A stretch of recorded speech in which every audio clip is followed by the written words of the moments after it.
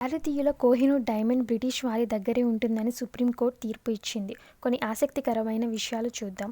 కోహినూర్ కాకతీయ సామ్రాజ్య పాలనలో హైదరాబాద్ గోల్కొండ ప్రాంతం నుండి తవ్వబడింది. నిజానికి వజ్రపు బరువు 793 క్యారెట్లు. ఇప్పటి బరువు ఎంతంటే 105 క్యారెట్లు.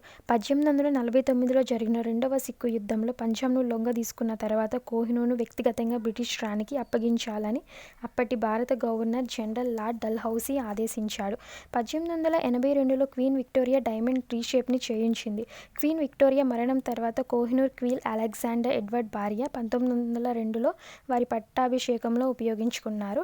1911లో క్వీన్ ఎలిజబెత్ కిరీటానికి ధరించింది. ఇంకా 2002లో క్వీన్ మదర్ మరణించినప్పుడు ఆమె అంత్యక్రియల కోసం ఉంచబడింది. అలానే వజ్రానికి ఒక శాపం ఉంది. ఓన్లీ స్త్రీ మాత్రమే వజ్రం ధరించాలి. పురుషుడి దగ్గరుంటే దురదృష్టాలు ఎదురవుతాయని శాపం ఉంది. ఈ వజ్రం కోసం భారతీయులే కాకుండా పాకిస్తాన్ కూడా పోరాటం చేస్తుంది.